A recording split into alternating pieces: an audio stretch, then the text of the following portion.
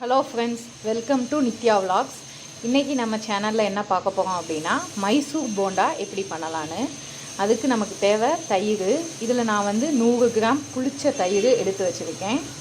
அதுக்கப்புறமா இதோட நம்ம கொஞ்சம் ரீஃபைண்ட் ஆயில் ஆட் பண்ணிப்போம்.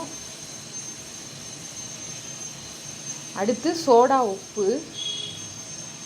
உப்பு ரொம்ப போடாதீங்க, கொஞ்சமாக இந்த அளவு போட்டால் போதும். இதை ஃபஸ்ட்டு நம்ம விஸ்க் வச்சு நல்லா பீட் பண்ணிப்போம்.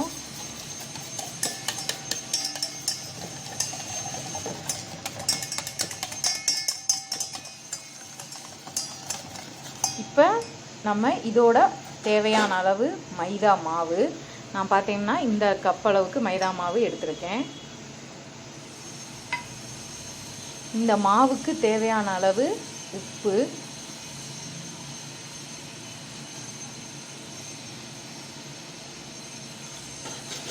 ஊற்றிட்டு நல்லா நம்ம அடித்து வச்சுப்போம். தண்ணி கொஞ்சம் கொஞ்சமாக ஊற்றி அடிங்க, ரொம்ப தண்ணி ஊற்றிடாதீங்க. நான் இதோட கொஞ்சம் பெருங்காயமும் ஆட் பண்ணிக்கிறேன். இப்போ கொஞ்சமாக தண்ணி ஊற்றிருக்கேன். இந்த தண்ணி கொஞ்சம் கொஞ்சமாக ஊற்றி நீங்கள் மாவை நல்லா அடித்து வைங்க. இப்போ பார்த்திங்கன்னா நான் இந்த பதத்துக்கு நல்லா அடித்து வச்சுருக்கேன். இது நமக்கு ஒரு அரை மணி நேரமாவது ஊறணும்.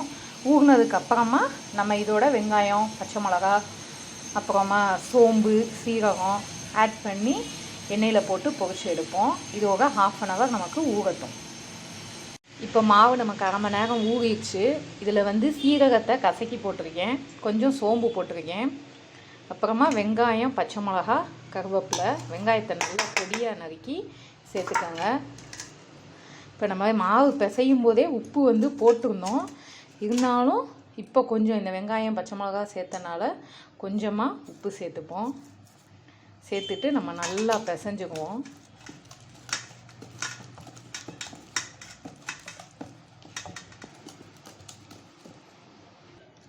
மாவை எந்த அளவுக்கு நல்லா அடித்து பிணைகிறீங்களோ அந்த அளவுக்கு நமக்கு போண்டா நல்லா உப்பி வரும்.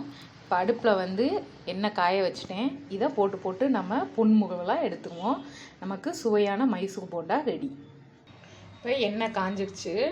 நம்ம சின்ன சின்னதாக போட்டு எடுத்தோம் அப்படின்னா நமக்கு சுவையான மைசூர் போண்டா ரெடி.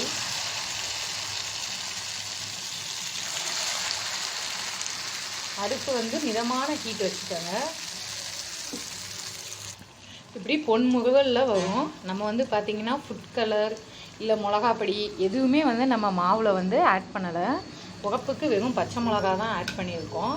ஸோ அப்போயே பார்த்திங்கன்னா இப்படி நல்லா நமக்கு கோல்டன் ப்ரௌன் கலரில் போண்டா ரெடியாக இருக்குது. போண்டா நல்லா ஸ்பாஞ்சாக இருக்கும், மெத்துன்னு. ஏன்னா அடுப்பு சிம்மில் வச்சுக்கோங்க.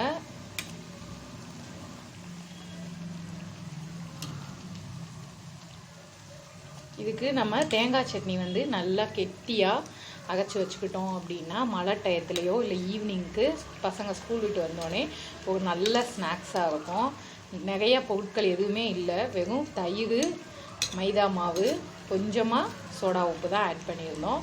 இப்போ நமக்கு சுவையான மைசூர் போண்டா ரெடி. நம்ம நித்யா விலாக் சேனலை சப்ஸ்கிரைப் பண்ணுங்கள், கமெண்ட் பண்ணுங்கள், லைக் பண்ணுங்கள். முடிஞ்சால் உங்கள் ஃப்ரெண்ட்ஸுக்கும் ஷேர் பண்ணுங்கள். இன்னொரு ஈஸியான ரெசிபியோடு உங்களை சந்திக்கிறேன் ஃப்ரெண்ட்ஸ். பாய்.